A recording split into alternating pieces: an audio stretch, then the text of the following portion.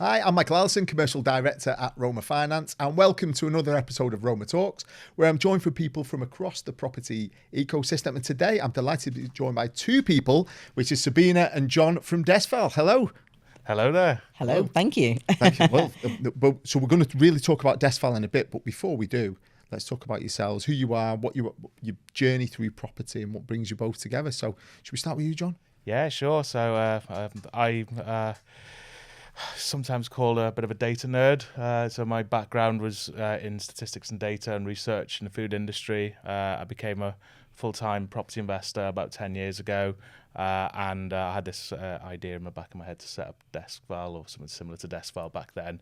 And I've been on a bit of a journey to create that product and bring it to market. And we're here today with it. So you left the world of food statistics, was that? That's right. So I was in. What I couldn't understand is millions of pounds of research on a can of pop that sits on the shelf, and terabytes of data, and then a property which is hundreds or even millions of pounds, and someone's opinion. Or right. An individual making a decision, and we all probably have experienced the good and the bad from that. And I just thought there was a better way, and I went on a bit of a personal mission to make that happen. And Sabina joined me on the way, and we've hopefully now got something that's quite compelling for the industry. Brilliant. And you invest in property yourself? That's right. Yeah, mixed portfolio. So bit of buy to let, a little bit of development stuff. I've got some commercial units, mainly shops, a little bit of land. I've bought and sold a few estate agencies as well, so got all of the war wounds from all that on the journey as well. But yeah, my passion for insights and research, and particularly forecasting, is something that I love in property, because that's what we're all looking to do. How do we spend some money and add some value and make it profitable is actually underpinned by statistics and data. And opening that up and making that available is just a real passion of mine. I heard somewhere that everything's a data business that does something else. It's true. That's very true. We're a data business that lends true. money. So Sabina, what about your background then? Yeah. So I come from the corporate world. Worked for Shell Global. Right. Started off in their finance team. So at the time that I joined Shell, they were streamlining all of the UK business. And me being me, I was speaking to all of the IT consultants. I was like, oh, what are you doing? Like, how does it work? Because the way that my brain works is that if I can see something from A to Z, I can see like tweaks to make it better, to make it work efficiently. And then I soon got talking to the director, and I said, oh, do you know what, have you thought about doing it like this and that? And just through doing that, they switched on the Nordics, which is Norway, Sweden, Denmark, Finland, and somewhere there was 100 million litres of fuel that just went missing. And I got head hunted to then go and find all of that. So they said, Sabina, you're going to Norway. And I was like, okay, great. When? Tomorrow. Okay. Recruited a team of locals there, about 100 people, trained them, set up all of the systems, processes, Norway, Denmark, Sweden, Finland. And then they said, Sabina, would you go to Turkey now? And at that time, Mike, you know what? It's a great lifestyle, right? Because I would get chauffeur driven everywhere, staying in 5-star hotels, fine dining. It's a great lifestyle. But it's a great lifestyle, really, if you're single, yeah, or if you've been married for a long time and you need that break. If you're single or unhappily married. Absolutely. And luckily back then I was none of those. So I thought, you know what, let's just stop now at a high. I took a great package from Shell, and I thought, right, what am I going to do now? And I have a stammer, and one of the things that I was really scared of was speaking to people on the phone. So what does somebody that has a stammer, that is scared of speaking to people on the phone, do? I set up a call center. Right. And I took the bull by the horns and I was like, right, do you know what? I am going to conquer this fear. And I made hundreds of calls every day, Mike, hundreds of calls. And at the beginning, it was really grueling because sometimes it took me 5 seconds to even say hello. And somebody would think nobody was there on the other line, hang up on me. And like sometimes my stammer was so bad that I would stammer over every word. And they would think something was wrong with the telephone line, hang up on me. And I kept thinking, like, it's not the telephone line, it's actually me. But I persevered and conquered that fear. And I was selling financial services. Financial services is quite a personal thing. So I thought, how else can I how else can I better my conversion rate? So I took those services and I took them door to door, started knocking on doors. I would speak to anybody, like shopkeepers, community centres, you name it. Anybody that would stand there for 2 minutes, I would just sell to. It was great because number one, like, 'cause I got to know the community, but number two, that was 100% conversion rate. And I was like, wow, this is amazing. Built up a really good client base. From there, bought really another 2 businesses. And then I sold that financial business then to Betfred. And I started in property. I started buying properties. So I've got a portfolio of like commercial to resi, HMOs, apartments, ESA, you name it. I've done that for the last 12 years. And then so I've known John for some time really. So John to me is a data geek. You know, he loves that. You said expert. I love that. Yeah. Sabina's right. I love it though. You know, because what he knows, like, it's about data is just next level. And so I was at a black tie event last year and just met John really after some time, and he was saying to me, Sabina, you know, because I have this product. I was like, wow, that's amazing. He was like, yeah, well, one of my challenges is actually speaking to banks. You know, they're not really listening, like, 'cause I don't know how to engage with them. I was like, John, that's my superpower. I love, like, you tell me who is it you want to speak to, and I will bring them to the table. And yeah, so we joined forces last year, and yeah, we've just been growing really ever since. We've got banks, lenders, financial companies using DeskVal right now. Brilliant. Just before we go into DeskVal, it's interesting when you talked about going door to door in your tenacity. You are tenacious. You are.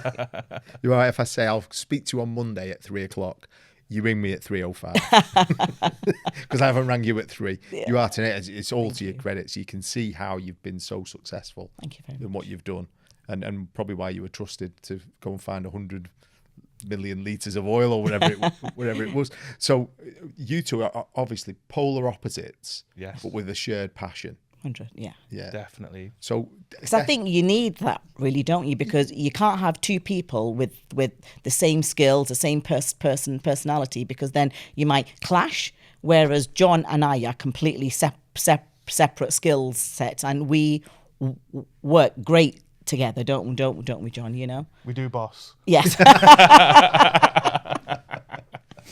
So we've mentioned the word DeskVal a couple of times and data. So now is the elevator pitch, I guess. What is DeskVal?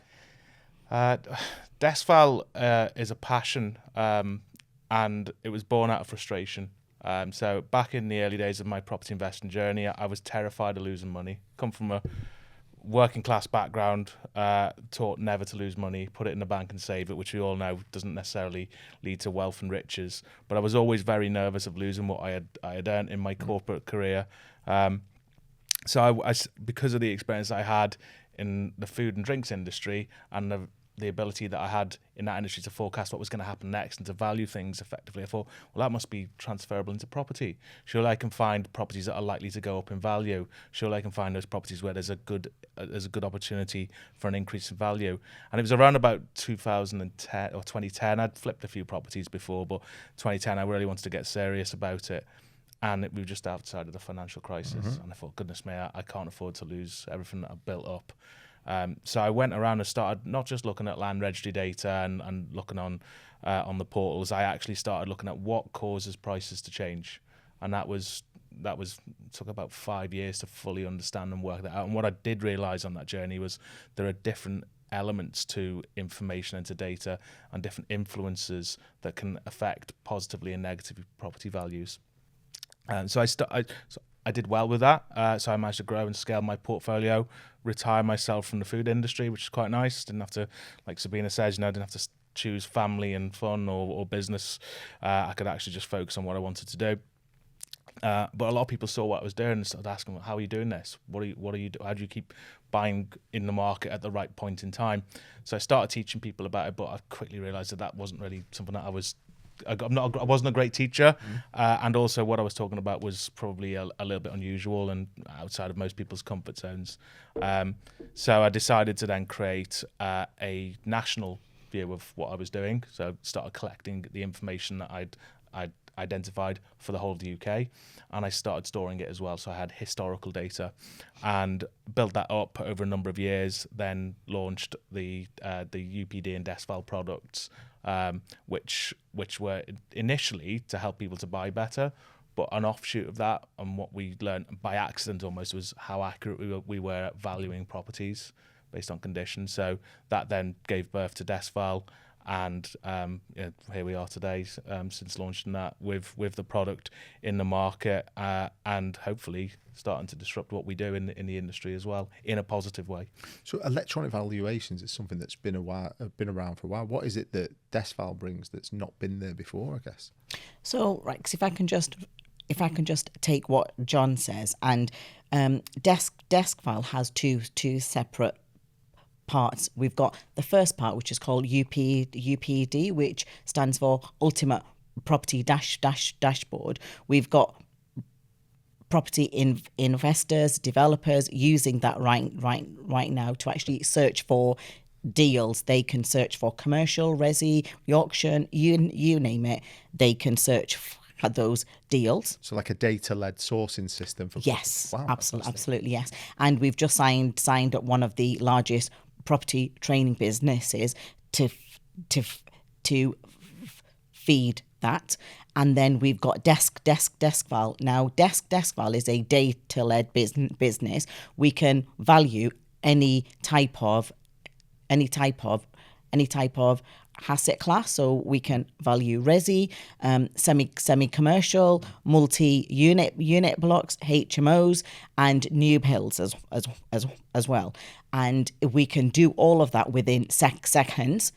And so that's a big enhancement there, isn't 100%, it? On the original AVMs traditionally is just on a standard house that's been there for a long period of time, that's been bought and sold a couple of times. Correct. As well. Yeah. AVMs are they're a great tool, and I think we all learnt that during COVID because it was necessary for us to actually embrace it and look at it. And sometimes events like that plant those seeds for change. And the problem with what we currently have, or we had in the industry with AVMs, is they just take an approximation. They have a wide range. They're not specific. They don't understand the different attributes that we understand as property professionals, and the wider public understands as well. So the problem with AVMs is that they're not granular enough. And the problem with traditional valuation methods is that sometimes there's not enough data to deliver that granularity, and that's the bit that's broken, and that's the bit that probably frustrates a lot of people. Is that, look, I've done X, I've added Y, but it's not reflected in the valuation. So DeskVal's different because we take every bit of information every single day for almost every property in the UK and classify it. So if you were to ask me how much is a garage worth in Scunthorpe on a 2-bedroom terrace, I know the value, not how much of a percentage it is, but actually what the value is. Similarly, I can do the same in Knightsbridge in London. That's not my opinion, and that's where this journey sort of really gets quite exciting. No longer are we dependent on someone's opinion. We're basing it on sort of empirical evidence and data. So we're able to give the UPD side that Sabina just mentioned, the property investment space. We can give you an insight into what the work that you're doing may eventually be worth and may add in terms of value to the property. We can also value the property in its present condition, not just take a rough view of where it is, but we can also share that with the likes of Roma, where we're what we want to do is provide that support to those people to deliver the product that in essence they're designing and creating. We both sides get the same version of the truth, the same information, and there's so much friction in the industry between what we want and what as I put my property investor's hat on, what I want as an investor, and what I eventually get. And the bit that's broken is not that the lenders and the funding lines aren't interested in funding our deals. The problem is we need one version of the truth, and that one version of the truth is often wrong. So the AVMs aren't accurate enough or weren't accurate enough, and the traditional methods of valuation in some instances don't pull enough information in. And that's where DeskVal and AVM 2.0 or AI-driven AVMs, that's where we really come in, because rather than just taking in a guess, whether be that from a statistical perspective or from a an in-person perspective, we're actually giving you the information that you need to make your decisions across the whole industry. And hopefully that will reduce the number of rejections, it'll reduce the number of downvals. It'll also prevent people from perhaps thinking something's worth too much as well. Yeah. Because I'm sure that happens. I know I've been guilty of thinking that sometimes. Must be worth £200,000 more than X person said. We're all human at the end of the day, but if you've got the correct data and the correct information, you can be extremely accurate. And hopefully that's what the industry is going to see in terms of change, that accuracy and that integration between all the different moving parts, so that we can see what's going on. Because we are data-led, not actually human-led. So, for example, humans depending on the day, their mood, the client, you can get fluctuations, whereas with data, you can't, because it's just fact.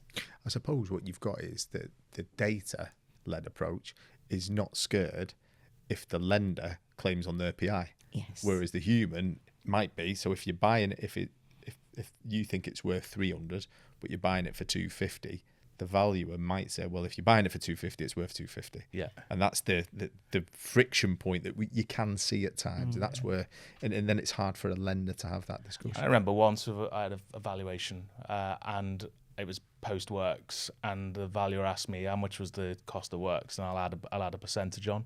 And I thought, well, I'm paying you to value the property as it is, not based upon what I spent on it. And I just got really, and it's still irritating. We've got that value on next week. I'll be here in the corner sharpening my sword. No, I hear countless stories in the industry of people experiencing similar things, and we just really want to break that down. And it goes back to the point, I never wanted to lose money when I invest in property, and I never want anyone to lose money on a property. So the valuation has to be accurate. And it may not be necessarily what everybody wants to see, whether you're a valuer or whether you're an investor, whether you're a financer, or whatever part you say. But it will always be based upon the information and eliminate that human error or that human interpretation. And I believe. Well, I mean, we have PI cover, who you mentioned a moment ago. Yeah. So the PI cover, it's extremely hard to get PI cover for anything, but for a data model in an industry where no other data models have PI is unusual. It's unheard of, yeah. Yeah. And that was almost like the golden goose. It was hard. It wasn't easy to lay the golden egg, I've got to be honest. My word. But we had to go through a lot of testing. Yeah. And when people hear about AVM and they hear about DeskVal, they think, oh, great, okay, yeah, that'll probably have errors and it won't be able to do HMOs, it won't be able to do multi-unit blocks. It can, and it does. And when you run through and you do the benchmarking and testing, more often than not, you'll see that it's at least as accurate, if not more, than the more traditional methods. And that's what the insurer saw, and that's why they gave us the PI. And touch wood, we've never had a claim, and we're because of the metrics that we use and the corrections that we use in the day, it's very unlikely that we'll ever have a claim as well. I don't want to preempt it, but it's on camera now. Yeah.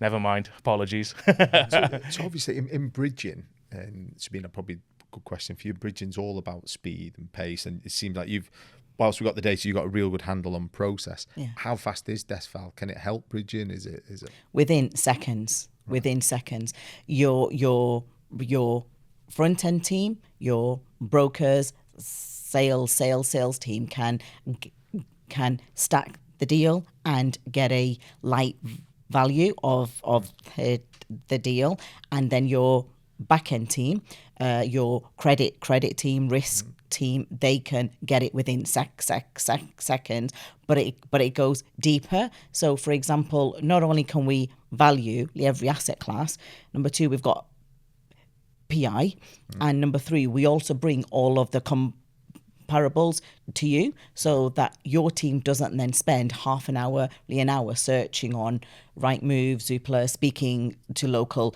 people to actually drill down on the value. We bring all of the for sale, for sold, rental data to you, so that your team just clicks and they can see everything.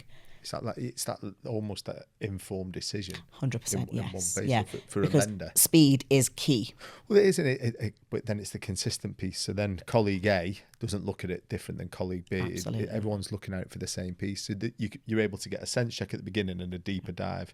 And then I guess we can keep a track of that properties. If we've got portfolios in the background, we can do that as well. And the great thing with what we do in DeskVal is that initial check, that initial valuation is split into two or maybe even more parts. The first bit is, what's it currently worth? What is it like today, right now, with its whatever the condition is, whatever the attributes are for the property. So it might have Japanese knotweed, or it might have some damp, or it may just be vacant, or may have a tenant in situ. Whatever it is, our valuation tool can understand and adjust for that. But it also, at the same point, that initial moment, you can get the post value as well. So if you're going to be developing, if you're going to be creating, or you're going to be solving problems, whatever those things are that you're doing to the property, we can value. So it's not, as per the example I gave earlier, how much have you spent plus a margin. It's actually, you've done these changes. What impact has that had on the value? So a common one is putting en suites in HMOs. Is it worth it or not? We'll give you that answer. And that is different for every street in the UK and every property type. And it depends on size. It depends on the features of the HMO as well. So all of that instantaneously at that first point, 3 seconds for an answer. Your sales team can then tell your client whether to add that many en suites, refurb or not, or tweak that to get a higher value. Like, don't do so many, do this instead. So it's centralised decision making, not localised decision making. And almost information amnesty. Everybody gets the same view. Yeah. Everybody's seeing the same version of the truth. And I think that's the big step change in the industry, is whereas at the moment we've got to sometimes wait days or even weeks for an answer. Everybody has the same version of the truth in a matter of seconds. Fantastic. And I think, with the likes of AI and AI is, it's a buzzword. It's very popular at the moment, and rightly so. It is highly disruptive. AI has brought us the ability to do these things with data, but we're still dependent upon the human element. The human element, what we are great at as humans, and AI isn't so great, is creativity. So it's actually seeing that opportunity in a property, seeing that opportunity in a deal, and getting a team of people around you, a support team, and the finance element is critical, seeing that same vision and being able to quantify it. And what hopefully our part of that journey is that ability to quantify what it is that we're doing and whether or not it's a green light, an amber light, or a red light, or even just to give that, as Sabina mentioned, give that feedback. And we've had a couple of examples recently where properties be put on the tool, and we've looked at the changes that are being made and we've suggested something different. And maybe you don't need to build a garage on a driveway. Maybe actually you could go into the loft and do a loft conversion instead, because that adds more value. So that's part of the evolution of AVM and data, is that now every other industry benefits from these capabilities. Our industry sadly seems to be the last one to get it. Hopefully we put a stop to that and we get on the front foot and embrace AI, embrace big data, and be that change. That feels like a nice place to leave it. It was almost like a big...